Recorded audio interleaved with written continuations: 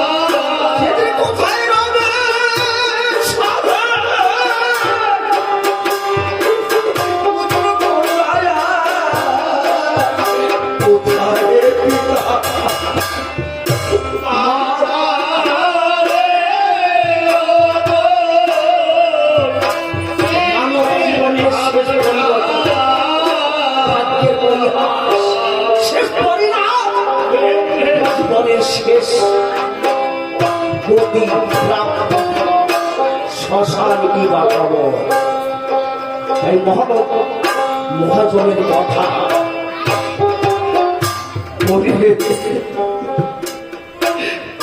সেদিন কোথায় রবে সাধা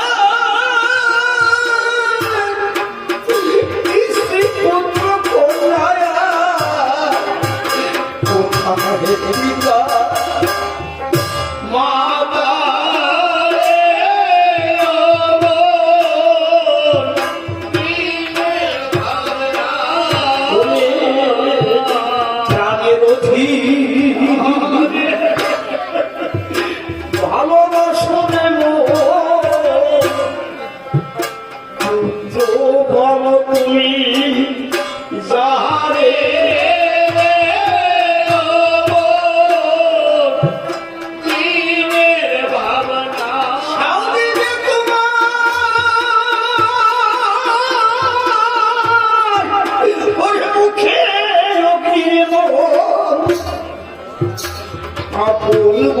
তুমি আরে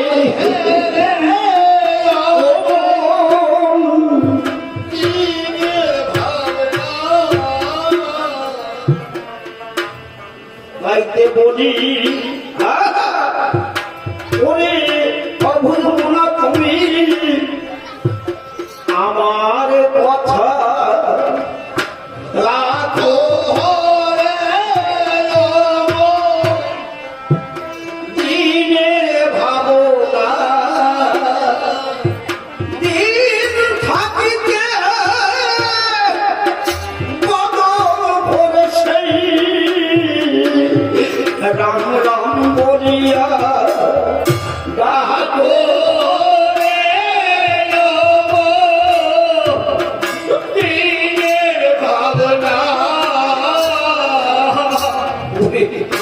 রাম ভজ রাম চিন্তনে রাম নাম করো সারো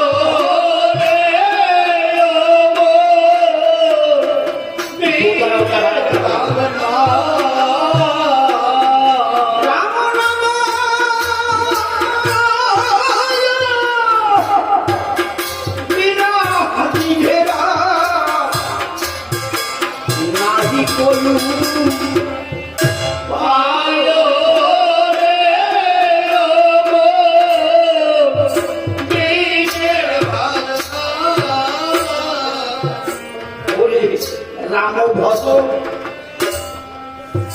রাম চিন্তনে দোতরা তো রাত ধরে কানে আসতেছে না একবার কমে গেছে রাম নাম করো সারো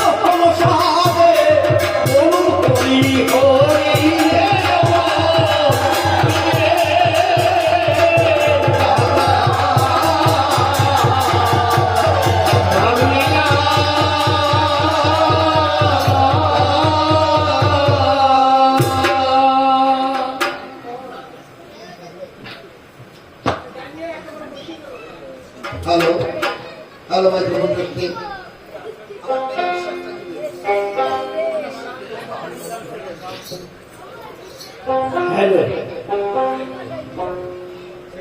অধ্যকারী শ্রদ্ধা বছরের উপবিষ্ট ভক্ত সমাজ, ভক্ত এবং ভক্তিমতী মায়েরা সবার শ্রীপাদপদ্মা সশ্রদ্ধ প্রণতি বা শ্রদ্ধা জানাই বা প্রণাম জানাই। দেখুন, এই ভগবানের নাম গাবো, কীর্তন করে কি বলবো, ধরিব আসলে আপনাদের মনোপুষ্টি সাধন করব। মর জগতে এসে সাধন স্বীকৃতি দ্বারা এমন কিছু জীবনে সংগ্রহ করতে পারি না। আমি তো জানি ভক্তির বদলেই ভগবানের নাম মধুর হয়, অভক্তের মুখে কখন নয়। আমি তো সাধন শূন্য ভজন বিহীন, নিজেকেই জানতে পারি নাই। যে ভক্তের আত্মদর্শন হয়ে গেছে, নিজেকে জানতে পেরেছে কে আমি, কেন এই জগতে এসেছিলাম, এর পূর্বে কোথায় ছিলেন, আবার দুদিন পর কোথায় চলে যাব। আমাকে নিজেকে ধরে রাখবার ক্ষমতা আমারই নাই। আমি তো একেবারেই যোগ্য বাহিনী, কোনো কিছুর বিনিময়ে আমি এই সংসার জগতে থাকতে পারবো না। তাহলে আমি জগৎ মাঝে অসহায় একজন মানুষ। যদিও স্রষ্টা সৃষ্টির উত্তম এই মানব জাতি দূরদৃষ্টি সর্ববুদ্ধি সম্পন্ন ব্যক্তি যারা জ্ঞান সমুদ্রে অতল তলিয়ে যে জ্ঞান আহরণ করেছে জীবনে, এই সচেতন মানুষ বুঝতে পেরেছে আমি কি কদিনের জন্য এসেছি, দুদিন পরে কোথায় চলে যাব, সেই ঠিকানা আমার জানার নাই। বিবেকের কাছে বেচা কিনা করে সেই মানুষগুলি সাধু। সেখানে যেতে হলে সামান্য ব্যাপার নয়। সেই মানুষের হিংসা থাকে না, দ্বন্দ্ব থাকে না, দ্বিধা থাকে না, বাধা থাকে না, অহংকার থাকে না, দম্ভ থাকে না, গর্ব থাকে না, যশমান প্রতিষ্ঠা হিংসায় ভরপুর তোমার হৃদয়। এর যদি একটি শব্দকে অবলম্বন করে নিজেকে পরিচালিত করতে পারতাম, তাহলে আমাদের মানব জন্ম ধন্য হতো, পরম সেবায় লাগত। তাই আজ দাঁড়িয়েছি সেই ভগবানের চরিত্রের কিছু গুণাবলী কীর্তন করে আপনাদের মনোরঞ্জন করবো, আপনাদের সরল সান্নিধ্যে পৌঁছাবো। সেই যোগ্যতা, সেই ক্ষমতা আমার মধ্যে নাই। এই ভক্তের করুণা ভিন্ন, কৃপা ভিন্ন, আশীর্বাদ ভিন্ন। একটা শব্দ প্রকাশ করবার মতো আমার মধ্যে নাই, আমি জানি। দাঁড়িয়েছি আপনাদের চরণ ভরসা করে, ধর্মে আসলে ভগবান তো নিজ বোধন করেছে উচ্চারণ কি, যেটা শাস্ত্রে দিয়েছে পরিচয়। আপনাদের মতো সাধু সন্ত যারা বিশ্ব মাঝে তারাও এই কথা কয়, কি বলেছে ভগবান, আমার হতে নাম বলো, সেই নামের ঊর্ধ্বে আমার একনিষ্ঠ অনুগত ভক্ত যারা সর্বক্ষণ বিচরণ করছে, যারা বা অবস্থান করছে, আপনাদের মতো ভক্ত। ভগবান তার নামের ঊর্ধ্বে যখন ভক্তকে লিখেছে, তাই আপনাদের কাছে আমরা আশীর্বাদ প্রার্থনা করি। যত সময় আসরে থাকি, শুধু তাই নয়, নিজের দিকে যখন তাকাই তখন দেখতে পাই কখনো সময় আমার বেলা ছোট হয়ে গেছে, আমার দিন শেষ হয়ে আসছে, বেলা ছোট হয়ে গেছে। এই কথাটিকে স্মরণ রেখে যেন সর্বক্ষণ আমি যে কদিন থাকি চলতে পারি, এই আশীর্বাদ চাই। যারা যে কটি কথা বলার প্রয়োজন, এভাবে বলতে গেলে অনেক সময় যাবে চলে, এটা শ্রদ্ধা বাসন। একজন স্রষ্টা সৃষ্টি মানব, সে ইহ জগতে ভক্তপ্রাণ সংকট সরকার, সন্তান সন্ততি ইহ জগতে নিজের জীবনের সর্বপরিশ্রম দিয়ে একজন মানুষ একটা ঘর বাঁধা, একটা সংসার সাজায়, কিন্তু কেন চলে যেতে হয়? সে চলে গেছে, ওই চারিটি সন্তান এখানে আছে, একটা কন্যা সন্তান, জামাতাও এসেছে, পরিচয় হয়েছে, তার উদ্দেশ্যে আমরা সবাই এসেছি, তাই না? আমরা সে পরম কারণ প্রেমময় প্রভু রামচন্দ্র নারায়ণের শ্রীপাদ পদ্মে প্রার্থনা করব এই পরিবারের যারা আছে তারা তার সর্বতির জন্য এই শ্রদ্ধা বাসনের আয়োজন করেছে বা রাম নামের আয়োজন করেছে। তাই আমরা সবাই এক চিঠি এক লক্ষ্যে এক মনে ভগবানের কাছে প্রার্থনা করবো সত্যের জন্য তাদের সন্তানদের মনোবাসনা পূর্ণ হয়, যে ইচ্ছা করে সেই ধর্মীয় অনুষ্ঠানের আয়োজন। যা বলুন জয় জয় রাম সীতা প্রেমানন্দে হরি বল।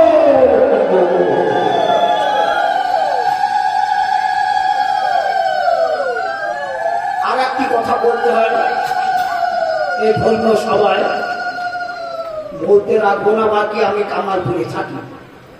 ভুলু বললে অনেক লোকে চেনে, আর একটি নাম আছে মার্জিত নাম, আনন্দমোহন বিশ্বাস।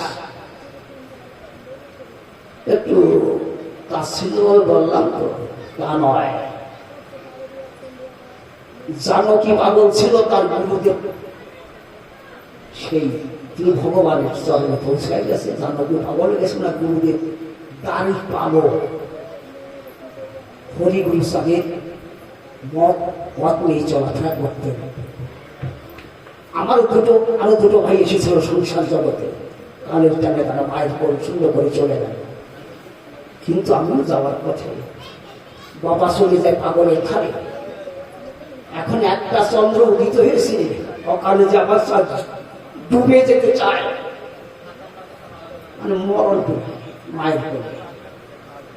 উনি কিছু মুষ্টি চোখ দিয়েছিল, সে পাগলের করোনায় আজও আপনাদের সান্নিধ্যে ঘোরাফেরা করি। বলেছিল বাবা কি নাম রাখো? পাগল বলেছিল নাম রাখিস আনন্দ, দেখতে খুব আনন্দ দিতে পারবে। সেই নামকে আমি আর খাতা কলমে স্কুলে যেখানে সবকিছু সেটাই লিখন করি। ভুলু বললে আর একটা নাম অনেকেই চেনে। যা নিজের কি বলতে গেছিলাম, যাই হোক, আমার গুরুদেব অর্থাৎ রামায়ণ শিক্ষা অভ্যাস করেছি, পরিচয়টা দিতে হয়, তা নাহলে সে অকৃতজ্ঞ সন্তান হয়ে যায়। আর মনে ভাবি এই আপনাদের ধানতলা নিবাসী জগদীশ সরকার, সে কথাটা বলা দরকার।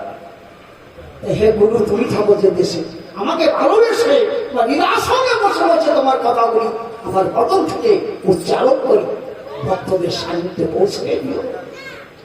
আমার একটি কথা বলার শক্তি নাই। যা অনেক গুণী কীর্তন শ্রবণ করেছেন জীবনে, আমি তো তা নয়, তবুও ভগবানের নাম করতে একটু ভালোবাসি।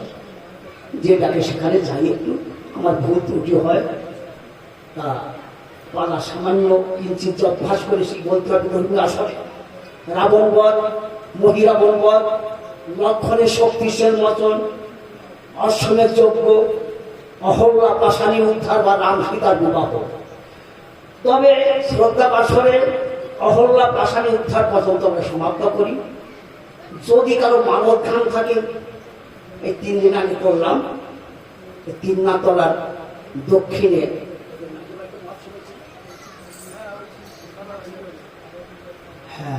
নামটা ভুলে গেলাম, মানত গান বল বিবেচনা করে মানত করেছিল মেয়ের পুত্র সন্তান হলে পরে রামা নাম দেবে। ভক্তদের বললাম কোন পালা গাওয়া উচিত। জ্ঞানী ভক্ত তো আছেন আপনারা, বলে যে রাম সীতা শুভ মিলন গালি ভালো হয়, রামের জন্মখণ্ড থেকে রাম সীতা শুভ মিলন। আর এটা শ্রদ্ধা বাসরে ওই অহল্যা পাশানি উত্থাপনের সমর্থন করি। কি বলবো কথা কইয়া, আসলে উপগত যত ভক্ত পক্ষ একত্রিত হইয়া যে পালাকে নির্দেশ আমাকে করবেন, আপনাদের আদেশ শিরোধার্য করি, শিরে ধারণ করি, কি বলবো আপনাদের বরাবরই এই আসলে আপনাদের মতো ভক্তের আদেশ মেনে চলবার চেষ্টা করব। আমাকে একটা ইঙ্গিত দিবেন, সর্বচরণে আমার শ্রদ্ধা বা প্রণতি জানাইলাম। হরি বল হরি বল।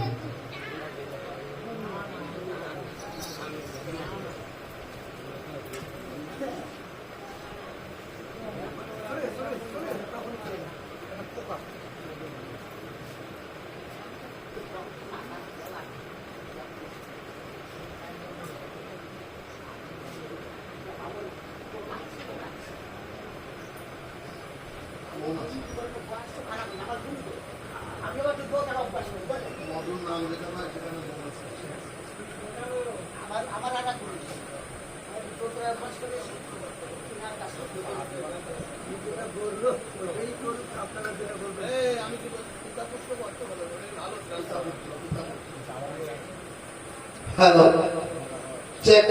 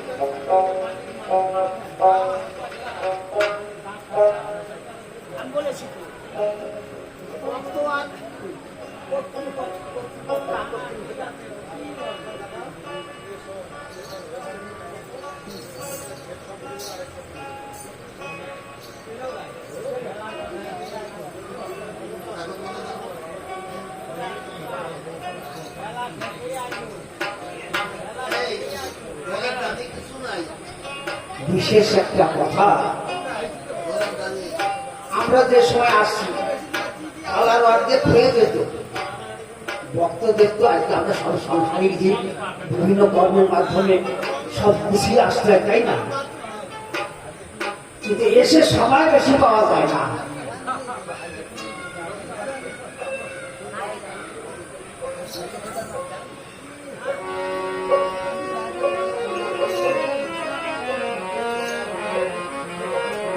সেই সময়টা আমরা পাই না।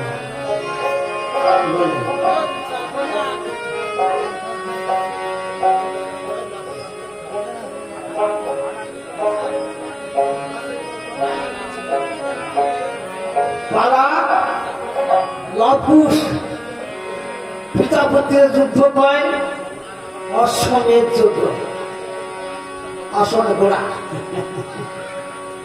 ভয় মানে ঘোড়া, এরকম কিছু বাংলা আছে। আপনাদের মতো মতদের কাছে শুনিয়ে শুনে কিছু মুখস্থ করিতে যাক।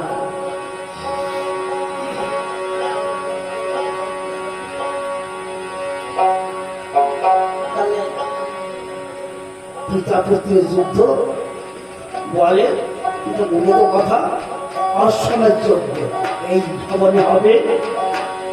আমরা অনেক সময় বিবাহ সাথীতে এখনো দেখি বর্তমানে কোনো পূজা পার্বণে সব বাড়িতে হয় না, সবার এই যোগ্যতা করার নিয়ম থাকে না, অনেকের আছে।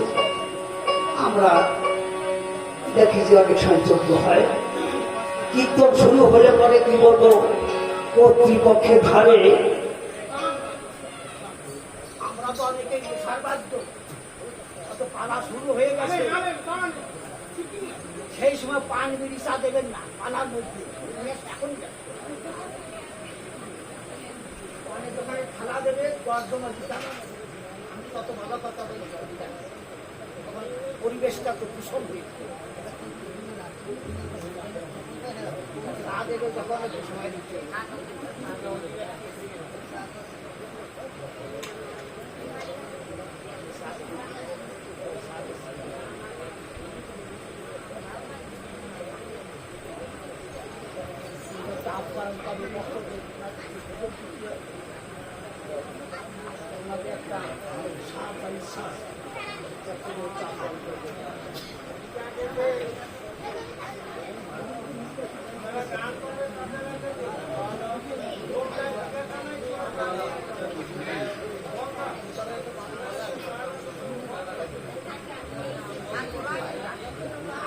ওর মাধ্যম দিয়ে একটা প্রস্তুতি নিয়ে ফেলেছে, কথাবার্তা বলতেছে, ঠিক আছে।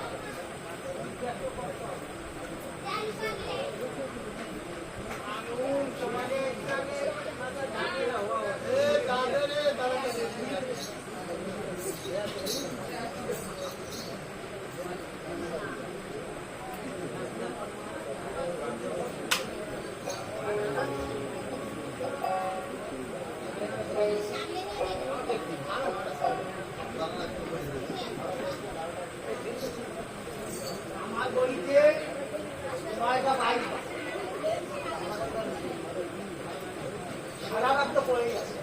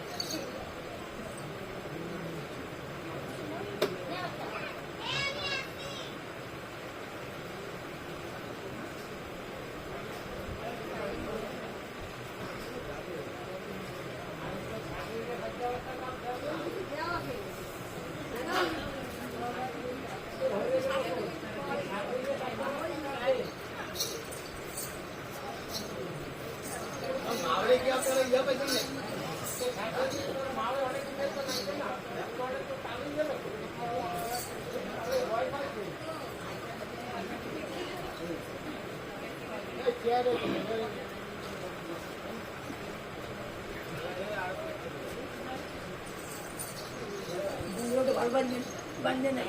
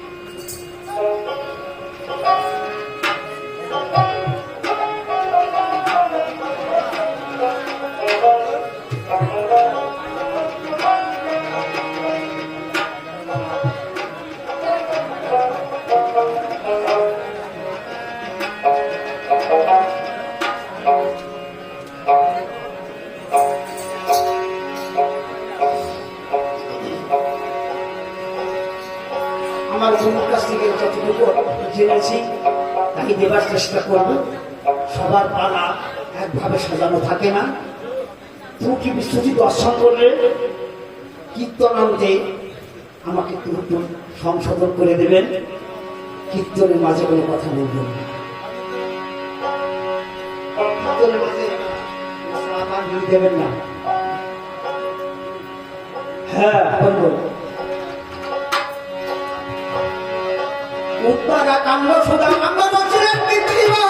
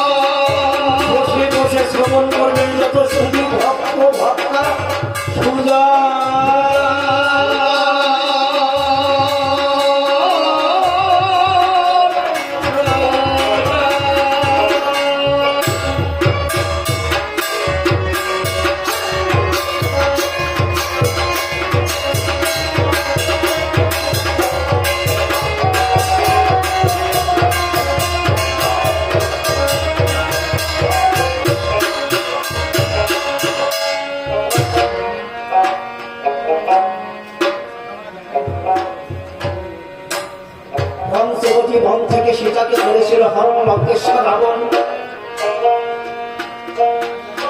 এই রামচন্দ্র কটকবনে সহায় করে অলঙ্ঘন সাগর বন্ধন করে সাগরের পরপারে গিয়া দিল দর্শন। তৎক্ষণাৎ হতে রাম রাবণের মহাভারত, রাবণের 1 লক্ষ পুত্র সলক্ষণ আত্মী একদম আগে রাম রাখিবে না তার বংশী দিয়ে রাখিবে একাত্তর করে শ্লোক নির্মূল। শেষ প্রান্তে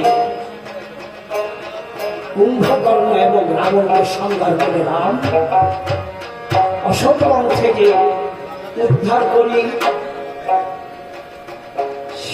শেষে আজ অযোধ্যায় এখন রাজা রামচন্দ্র।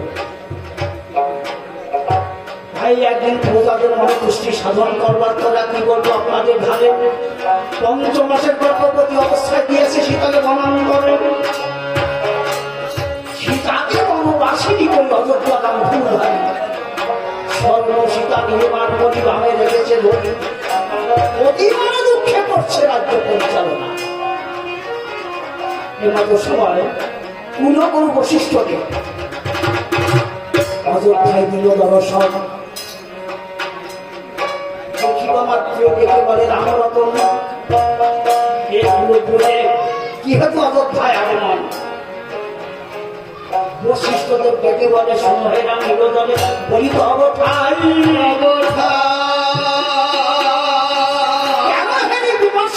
মলিনতায় সেটাই রাম অগ্রে তোমার নিকট আমি জানতে চাই আমি কি জন্য অযোধ্যায় এসেছি একটু পরে পরে বলবো, কিন্তু তোমার অযোধ্যায় কেন অন্ধকার যুগ ঢুকে গেছে কালিমা যখন হয়েছে মনে হচ্ছে বলো কি দুঃখ অন্তরে তোমার। করজোরে ডেকে বলে সেই নদীর ধারে এই প্রজাদের সন্তুষ্ট করবার নিমন্ত্রণ 5 মাসের গর্ভবতী অবস্থায় দিয়েছে সীতাকে বনবাসী। তাই অতি মনোদুঃখে রাজ্য করি পরিচালনা আরে গুরুদেব। তাই এবার বদনখানি অন্ধকার হয়ে গেছে। কি দুষ্কর্ম তুমি করেছো, তুমি একজন দেশের রাজা শাস্ত্র প্রচুর পণ্ডিত গভীর জ্ঞানের অধিকার আমি জানি জগতে এখন পুরুষ আছে